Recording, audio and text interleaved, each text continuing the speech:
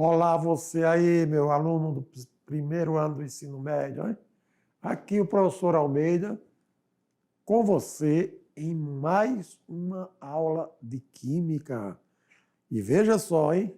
Sempre eu venho falando para vocês que os conteúdos das aulas que você sempre vai ver, você das aulas futuras, a maioria são conhecimentos, ou seja, conteúdos inéditos. E nesta aula não é para menos.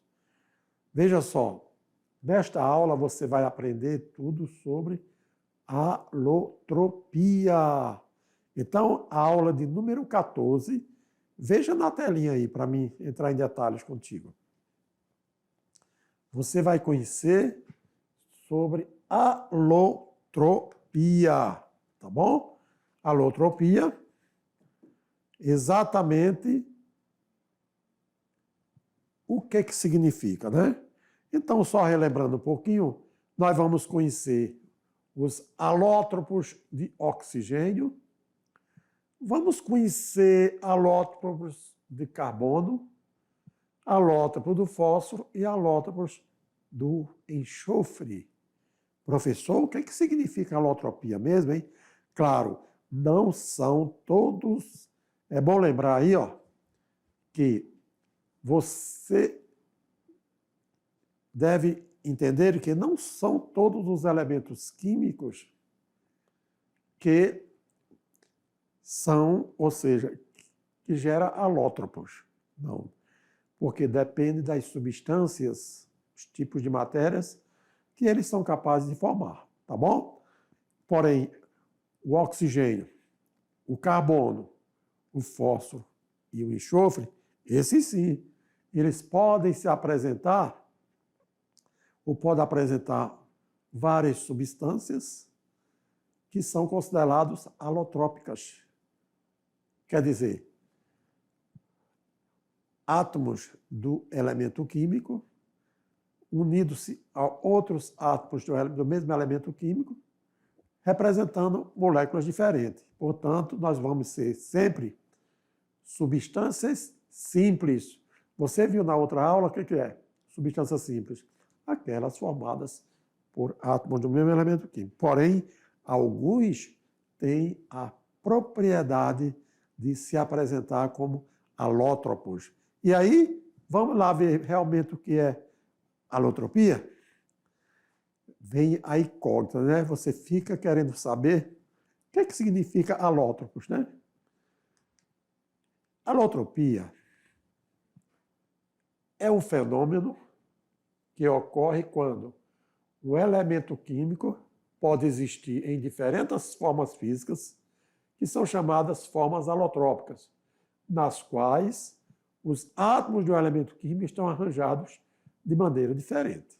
Tá vendo? Assim sendo, as variedades alotrópicas, elas podem resultar de duas situações. Uma delas se refere à quantidade de átomos presentes nas moléculas. E a outra? Se refere ao arranjo da sua estrutura na forma como os átomos se dispõem geometricamente. Então, aqui são apenas maneiras de conceituar e mostrar a alotropia, tá? Sendo assim, vamos verificar alótropo de oxigênio. Então o que significa alotropia mesmo, né? Então, olha aí. Diante desse conceito, alotropia não é nada mais de que dois átomos do mesmo elemento químico ou três átomos do mesmo elemento químico representarem substância diferente. Então, substâncias simples, porém, de átomos do mesmo elemento químico. Sempre que tiver isso, nós estamos diante de alotropia. Voltando lá na telinha para você ver. Ó. O oxigênio é um outro elemento que apresenta alotropia. Por quê? Porque existem diferentes formas moleculares. Os principais alótopos do oxigênio, quais são? A fórmula que representa o oxigênio do ar atmosférico, O2, não é isso? O é um elemento químico só, é um átomo, mas dois átomos unidos só. A molécula que representa a substância oxigênio, tá bom? O gás oxigênio. Porém, nós temos também outra molécula que tem fórmula O3. O3, que significa dizer 3 átomos de oxigênio unidos entre si, porém representando a substância ozônio. Quer dizer, enquanto O3 representa a substância ozônio, O2 representa o gás oxigênio. E assim nós temos o quê? As formas alotrópicas do oxigênio. Isso acontece pelo fato de ser formado de átomos de oxigênio em número de 2 a 2. E aí formam moléculas biatômicas, que é o caso do O2. Quanto aos átomos de ozônio, eles se unem de 3 em 3, formando moléculas triatômicas. Quer dizer, O3, 3 átomos de oxigênio constituindo a molécula de ozônio. O2, 2 átomos de oxigênio constituindo a molécula do oxigênio. É isso? Conforme falei, oxigênio diatômico. 2 átomos de oxigênio formando a molécula do gás oxigênio. Aqui os átomos se unem 2 a 2, formando o que falamos molécula diatômica. A estrutura em si da molécula diatômica é composta por 2 átomos de oxigênio ligados, por quê? Por ligações duplas, ligações covalentes, ligações por emparelamento de elétrons. Porém, cada oxigênio tem 6 elétrons na última camada. E aí ele precisa de 2 elétrons, ok? Tá ótimo. Então, esses 2 elétrons que ele precisa, cada um constitui uma ligação. E você tem o quê? A dupla ligação, né? E a formação é a forma mais comum do oxigênio na atmosfera. Quais são as propriedades básicas, professor? Assim, o gás oxigênio, ele é um gás incolor, ele é um gás que não tem odor, é inodoro, e também não tem sabor, é insípido. Ele é essencial para a respiração aeróbica. O que é que significa a respiração aeróbica? Aqueles seres que precisam do oxigênio para respirar. A importância é que o oxigênio diatômico ele é crucial para a vida, sendo utilizado nos organismos aeróbicos na respiração celular. Beleza? Então, nós estamos falando, além de falar na constituição da molécula de O2, que vocês viram o quê? Estrutura atômica, oxigênio, número atômico 8. 2 elétrons na camada K, 6 na camada L. Mas ele é instável, porque não tem 8 elétrons na última camada. Aí, ele precisa de 2 elétrons. Então, um oxigênio com outro oxigênio, cada um compartilhando um elétron, você forma uma dupla ligação, beleza? Eu estou falando da molécula O2, do gás oxigênio, tá bom? E aí você viu estrutura, formação, você viu propriedades e a importância, porque o oxigênio só é respirável naqueles organismos que são aeróbicos, que precisam respirar oxigênio, beleza? Agora, continuando ainda, o gás ozônio. O que é que nós sabemos? A fórmula molecular O3. G quer dizer gasoso. E a estrutura? Aqui nós temos a molécula triatômica, tá certo? Triatômica, que é composta por 3 átomos de oxigênio. Quanto à formação? Forma-se na atmosfera pela ação de radiação ultravioleta do oxigênio diatômico. Já existe o gás oxigênio, e aí vem mais um oxigênio através da radiação ultravioleta e forma o O3. Quantas propriedades? Olha, o gás ozônio é diferente do oxigênio. O oxigênio é incolor, mas o gás ozônio ele apresenta uma cor azul pálido, né? Quer dizer, um azul fraco, um azul claro. Apresenta odor característico e possui propriedades oxidantes significativas. A importância, então, na natureza do gás ozônio. Enquanto o oxigênio é indispensável à respiração celular dos seres vivos, o ozônio ele se encontra lá na estratosfera, desempenhando um papel vital na proteção da Terra contra a radiação ultravioleta, que é prejudicial do Sol. No entanto, em níveis mais baixos, ele pode ser um poluente. Então, olha só, mudou a fórmula, a estrutura, a fórmula molecular. O oxigênio é O2, mas é indispensável na respiração celular dos seres vivos. O O3, está vendo aqui, ó, são 3 átomos de oxigênios unidos entre si. Beleza? Aqui nós temos os raios solares, nós temos aqui a estratosfera e nós temos aqui o ozônio fazendo uma filtração, digamos, dos raios solares. Porém, dependendo da situação, ele também pode ser prejudicial à saúde do ser humano. Então, cada um na sua região e cada um tendo utilidade para a vida na Terra, tá joia? E aí, é muito bom agora a gente conhecer algumas propriedades que tanto o gás oxigênio como o gás ozônio apresenta na natureza, ok? Então, nós temos aí, olha só, uma das propriedades que nós vamos falar aqui são as propriedades específicas. E nós vimos lá a diferença entre propriedades gerais e específicas. As propriedades específicas, quer dizer, para que você saiba que uma substância se difere da outra, é diferente da outra, primeiro, a densidade. Cada substância tem a sua densidade.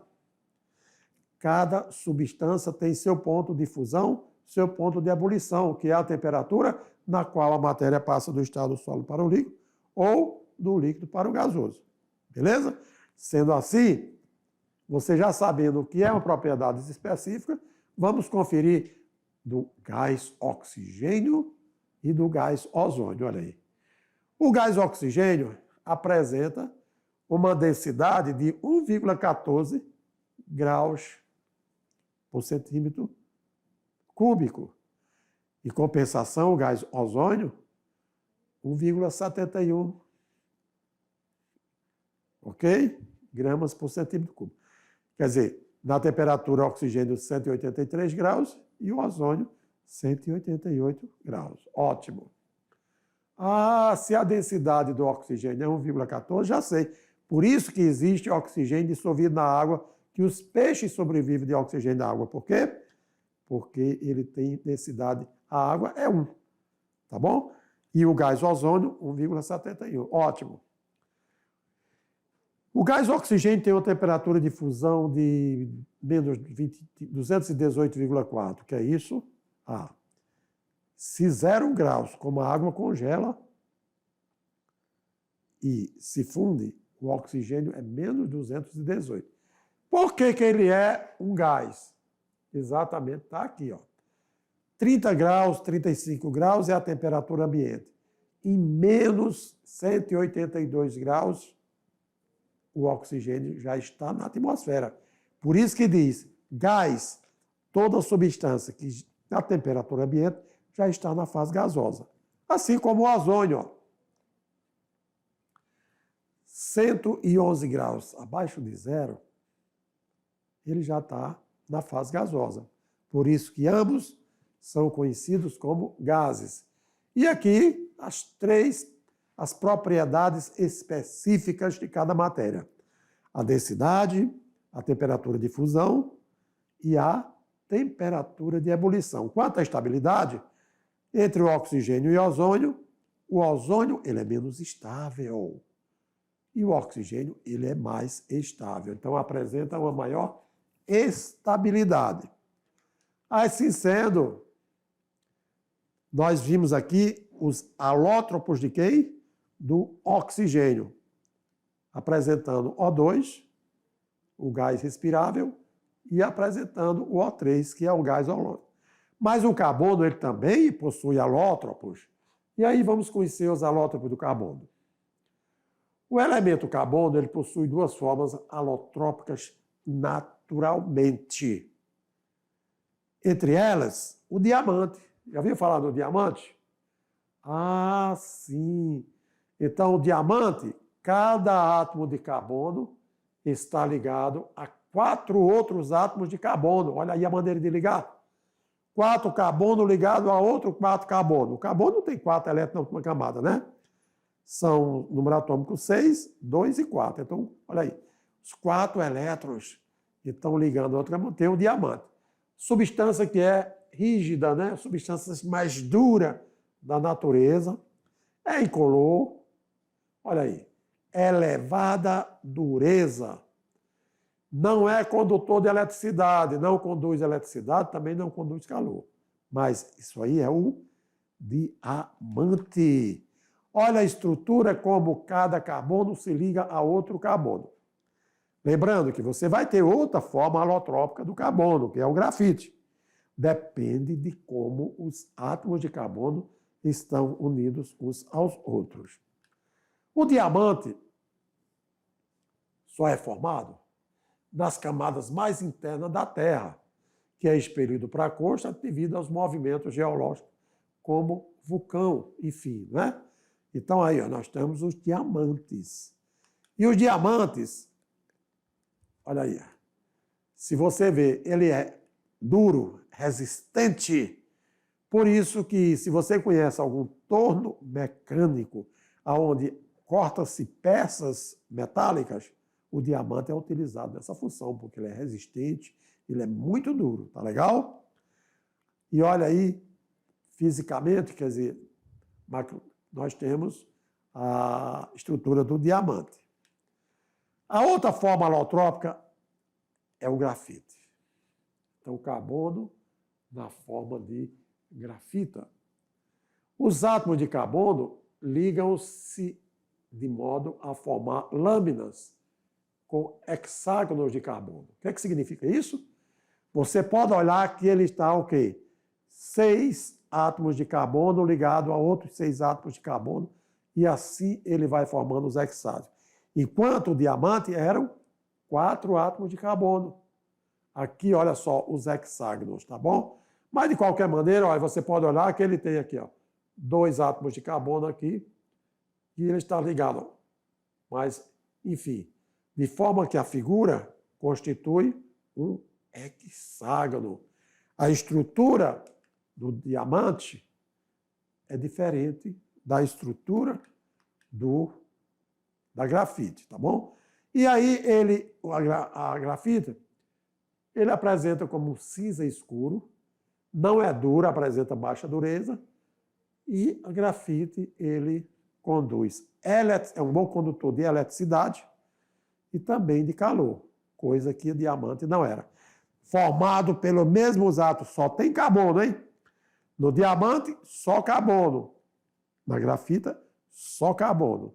O que modifica é a maneira como eles estão ligados entre si, tá bom? E a grafita, gente, só deslocando esse A, ok? Na realidade, grafita, tá? Na grafita, os átomos de carbono formam hexágono no espaço.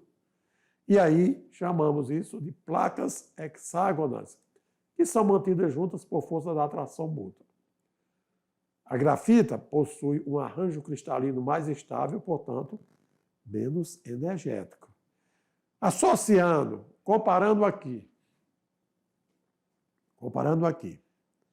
as propriedades específicas da grafita e do diamante, entre elas densidade, temperatura de fusão, temperatura de ebulição. Você viu que lá nos gases oxigênio e nitrogênio, tanto a temperatura de fusão e ebulição eram menor que zero, para que na temperatura ambiente já estivesse na fase gasosa? Ah, legal. Agora, você pode observar aí, meu caro aluno, fique bem atenção, quanto aos estados físicos que nós trabalhamos. Só em falar em gás oxigênio, falar em gás ozônio, nós já vimos que na temperatura ambiente eles estão na fase gasosa, não é isso mesmo? Ah, legal. Por isso que tanto a temperatura de fusão como a temperatura de ebulição eram menos cento e tantos graus. Ou seja, a 30 graus já está na fase gasosa. Agora observa o detalhe. Aqui, na grafita e no diamante, olha aí, eles são muito mais densos do que a água. Pode olhar aqui, ó. A grafita, 2,26 gramas por centímetro cúbico. Diamante, 3,51. Só lembrando um pouquinho de densidade, né? Isso diz que a grafita, em cada centímetro cúbico de grafita, existe uma massa de 2,26 gramas. Em cada centímetro cúbico de diamante, existe uma massa de 3,51 gramas. Ótimo. Agora, a temperatura que ele passa, da forma que ele passa de sólido para líquido, que nós chamamos de temperatura de fusão, a grafita só vira líquido a 3.550 graus. Diamante nem temperatura definida tem de fusão.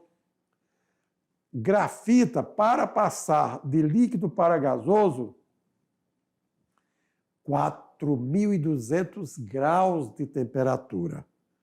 Diamante não tem temperatura definida. E quanto à estabilidade? Quanto à estabilidade, a grafita é mais definido, ok? Então, densidade 2,26, temperatura de fusão 3.550, ebulição 4.200. Estabilidade estável. Diamante, menos estável, tá bom? Estável quer dizer, você não garanta assim as propriedades que se mantêm constantes.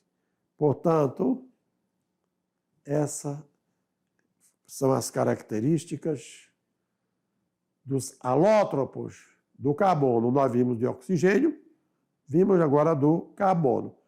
Tem mais alótropos pela frente? Claro, professor. Claro, meu caro aluno. Agora você tem, sim. Olha só, nós temos os alótropos do fósforo. Fósforo, você sabe que o símbolo do fósforo é o quê? P, ótimo.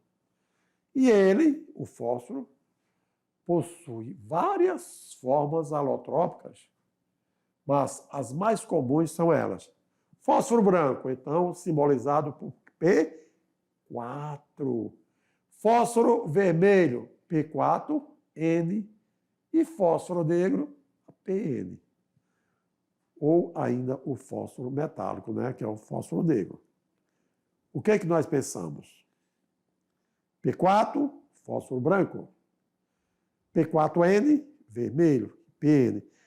3 formas alotrópicas diferentes, substâncias simples diferentes, cuja simbologia vem através do P, que é fósforo, né? Falando-se do fósforo negro ou fósforo metálico.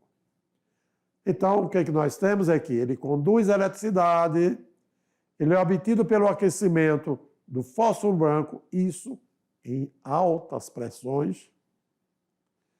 Já o fósforo branco, que é o P4, o que é que nós sabemos sobre o fósforo branco, o P4?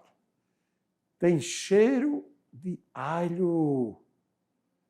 É fosforescente. O que quer dizer isso? Ele brilha no escuro.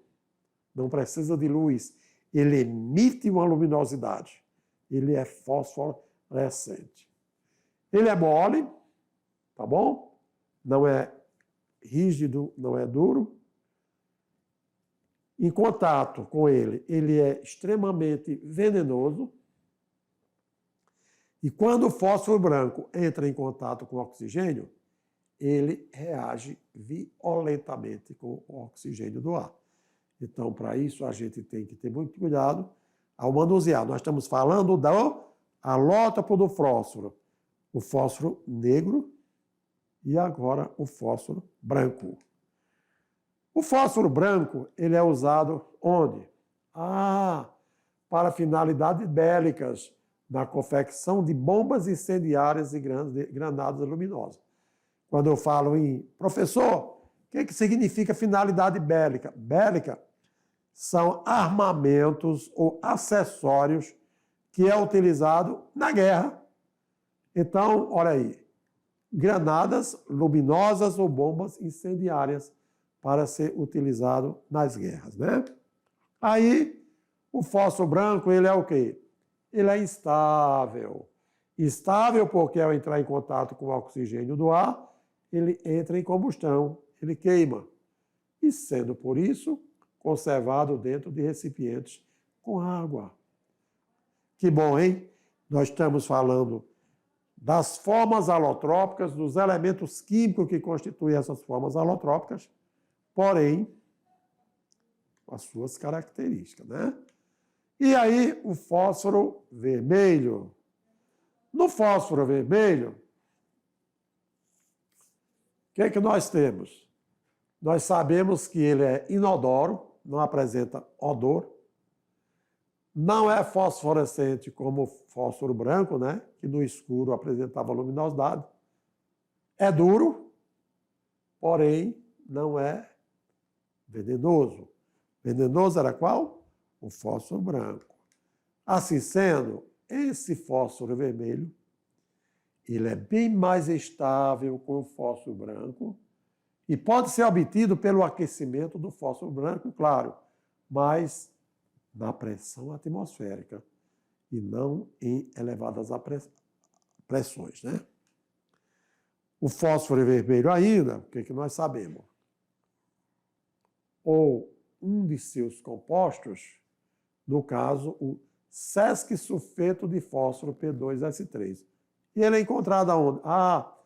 Ele é encontrado na superfície de atrito que é colocada nas laterais das caixas de fósforo e não do palito. Então, quer dizer que o sesquisulfeto de fósforo P2S3, ele se encontra na lateral da caixa, quando você pega o palito e atrita. Então aí acende e queima o palito, beleza? Isso significa dizer que o fósforo é fósforo vermelho. Como os alótropos do oxigênio, como os alótropos do carbono, aqui os alótropos do fósforo também nós podemos conhecer algumas de suas propriedades, né? E aí, entre o fósforo branco e o fósforo vermelho, a 20 graus Celsius, a densidade do fósforo branco é 1,8 gramas por centímetro cúbico, quer dizer, cada centímetro cúbico tem 1,8 gramas. E do fósforo vermelho, 2,36 gramas por centímetro cúbico. A temperatura na qual o fósforo branco passa da fase sólida para o líquido, 44,1 graus Celsius. Já o fósforo vermelho, para passar da fase sólida para a fase líquida, 593 graus. Agora, temperatura de ebulição, onde a matéria passa do estado líquido para o gasoso, fósforo branco passa para a fase gasosa a 280 graus Celsius. Em compensação, o vermelho, 725. Quanto à estabilidade, quem é mais estável? O fósforo branco ou o fósforo vermelho?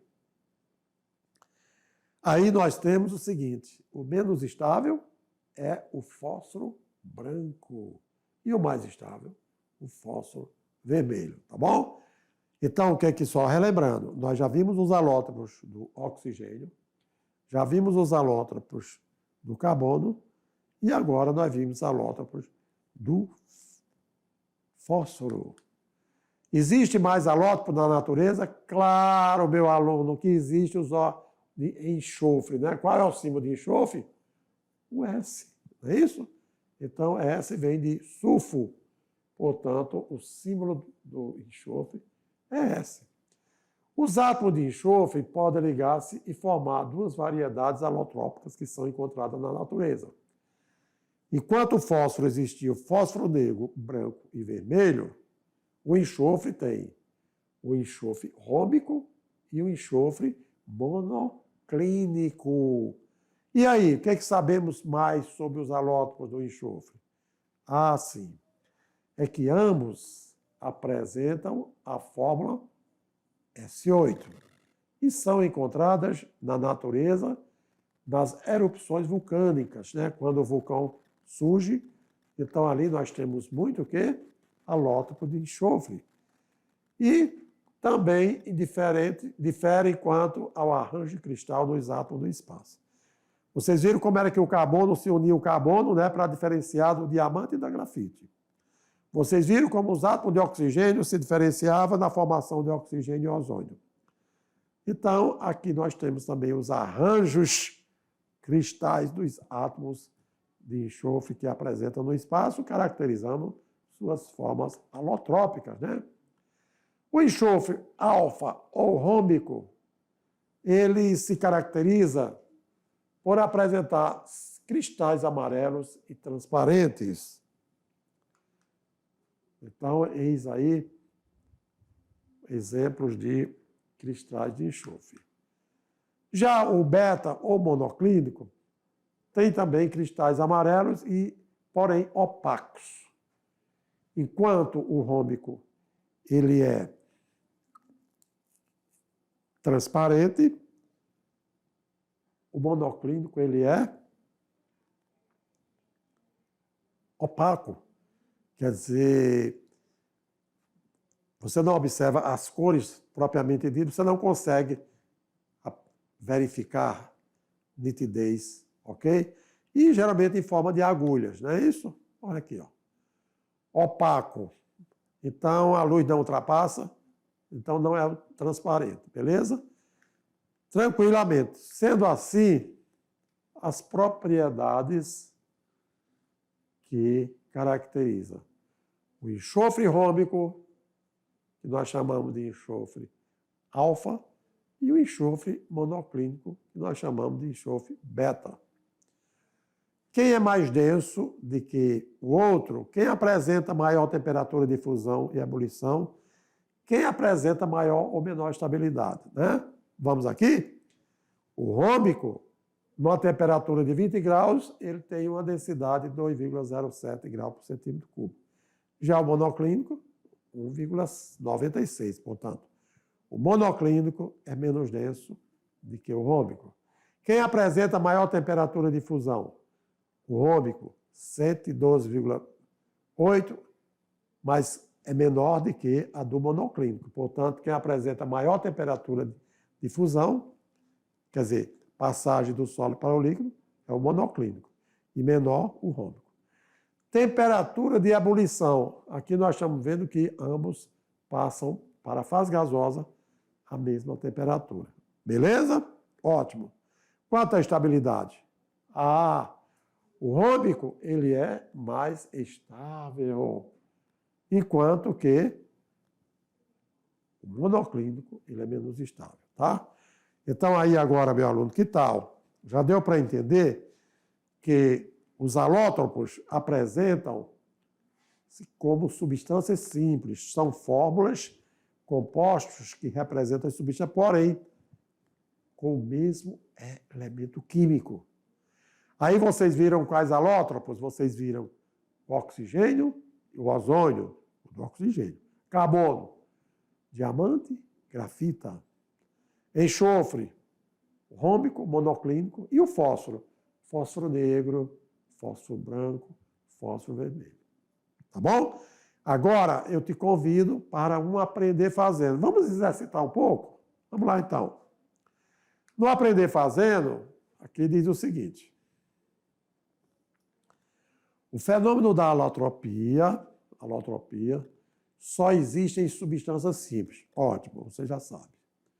Por isso, quando os átomos de diferentes variedades alotrópicas de um mesmo elemento químico, como enxofre rhômico, monoclínico, se combinam com quantidades idênticas do gás oxigênio para formar compostos que originam moléculas. E assim, letra A. Ok? Eles apresentam quando, olha lá. Então, nós estamos dizendo que é o seguinte, que eles se combinam com quantidades idênticas do gás oxigênio para formar compostos que originam moléculas. Letra A, moléculas iguais de substâncias compostas. B, diferentes de substâncias compostas. C, iguais de substâncias simples. D, diferentes de substâncias simples. E letra E, diferentes de substâncias simples e ou compostas.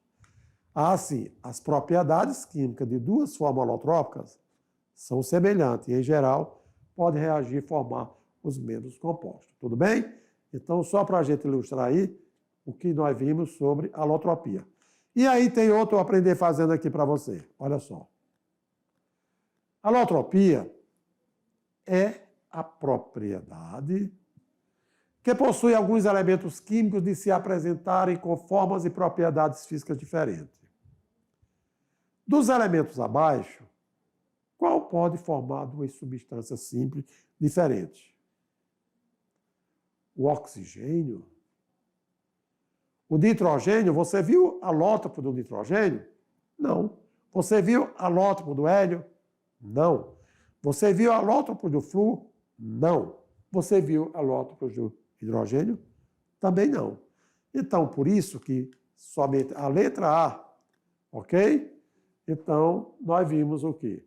Claro que existem os alótropos do oxigênio, do enxofre, do fósforo, do carbono, mas nessa questão não está citado nem o carbono, nem o enxofre e nem o fósforo.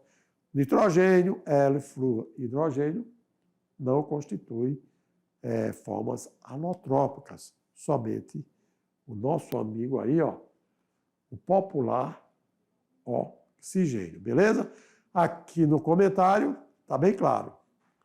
Dentre os elementos apresentados nas 5 alternativas, o que pode formar suas substâncias simples diferentes, que são substâncias formas alotrópicas, nada mais é do que o oxigênio, tá bom? Então aí, meu aluno, exatamente, por se tratar de um conteúdo inédito, é que trouxemos para vocês a alotropia. Mas, claro, eu só podia falar de alotropia para você quando você soubesse o que significa uma substância simples, né? Nas aulas anteriores. Aquela cuja fórmula apresenta átomos de um mesmo elemento químico, né? E substância composta? Aquela cuja fórmula apresenta mais de um elemento químico.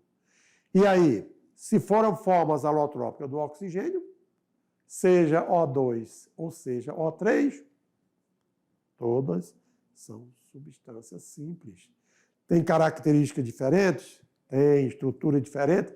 Claro, a maneira como eles estão ligados são diferentes. Propriedades diferentes? Sem dúvida nenhuma. Quanto ao carbono, há sim diamante e grafita. Enquanto o diamante, cada 4 átomos de carbono constituem a sua forma. Olha, na grafita nós temos o quê? Formas hexagonais. Nós temos o fósforo branco e o fósforo vermelho. E você viu também suas características, né? Como também o fósforo negro. Chegando no enxofre, o enxofre rhômico e o enxofre monoclínico. Claro, estruturas moleculares diferentes.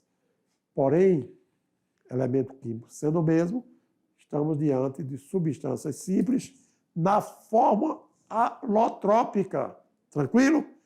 Já já eu voltarei aqui para revisar mais sobre formas ou sobre a alotropia, tá bom? Aguarde que eu estou de volta já já.